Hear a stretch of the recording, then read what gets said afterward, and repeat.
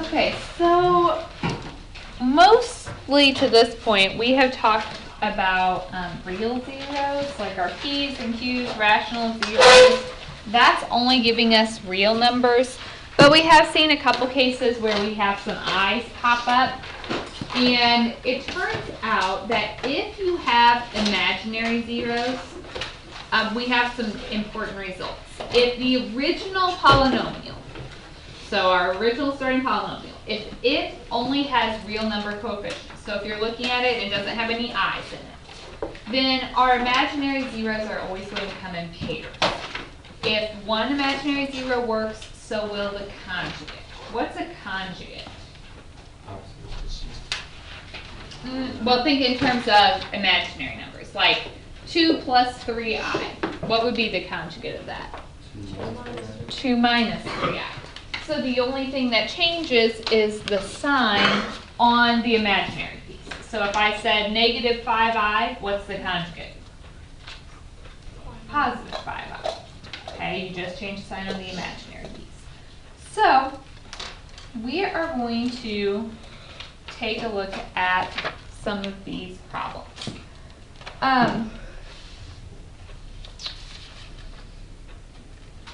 Sometimes I might just give you some zeros and ask you to create a polynomial.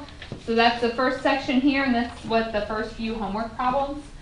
I only gave you 2 zeros, but I'm telling you that we are going to make a polynomial that has only real number coefficients.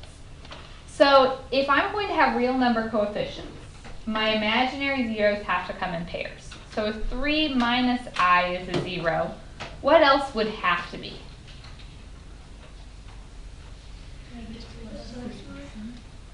The conjugate, you only change the sign on the I, so it's just positive 3 plus I. Okay, so that's all the zeros. So if I wanted the polynomial, if negative 4 is a 0, what's the factor? X plus 4. All right, you always do x minus your 0. So if I have x minus 3 minus I, it becomes an x minus 3 plus I. Just think if you distribute the negative through that. And then if I had the 3 plus I, it would be x minus 3 minus I.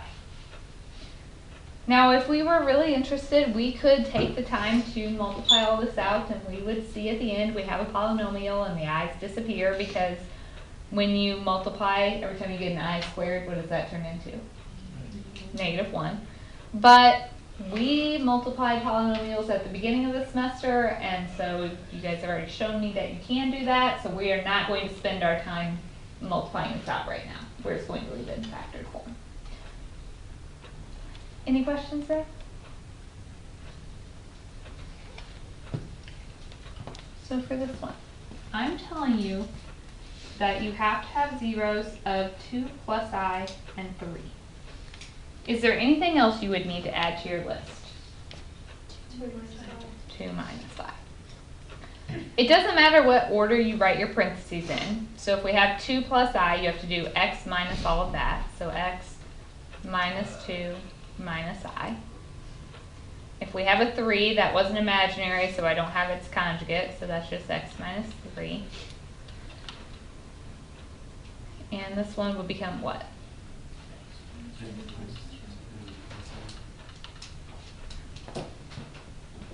And you could write those in any order that you wanted. All right. Second thing I want to do is, let's say I give you a polynomial and I give you the first 0. So if I take this one and I tell you that 2i is a 0. All right, we have been doing the p's, q's, possible zeros, and once we found one that worked, what did we do with it? We plugged it in for our synthetic division, right? I'm giving you the starting point. I'm telling you 2i works. So what do we have to do with this? We're just going to go ahead and do synthetic division with that. Okay, we've done some synthetic with i's before, so we know it's possible.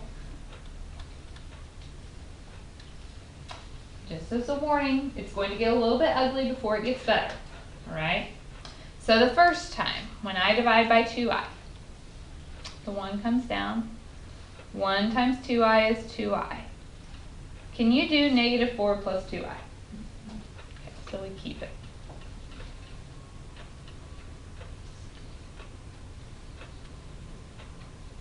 Now what do I do? I have to take 2i times the negative 4 plus 2i. So 2i times negative 4 is negative 8i. 2i times 2i is 4i squared, which is?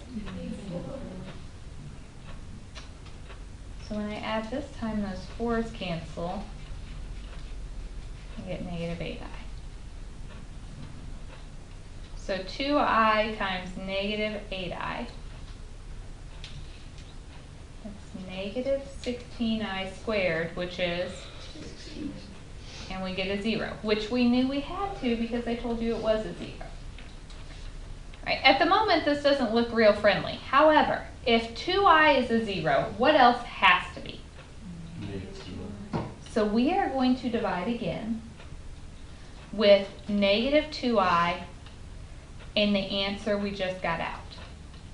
And when we do the second one, all of the i's should disappear. Okay, so if the 1 comes down, 1 times negative 2i is negative 2i. Those i's cancel and we get negative 4. Negative 4 times negative 2i is positive 8i. And those give me a 0. So this leaves me with x minus 4. My directions were to find the remaining zeros. Alright, it was an x cubed, so we expect 3 zeros. I gave you the first one, so I told you 2i, so what are the remaining ones? Negative 2i and positive 4.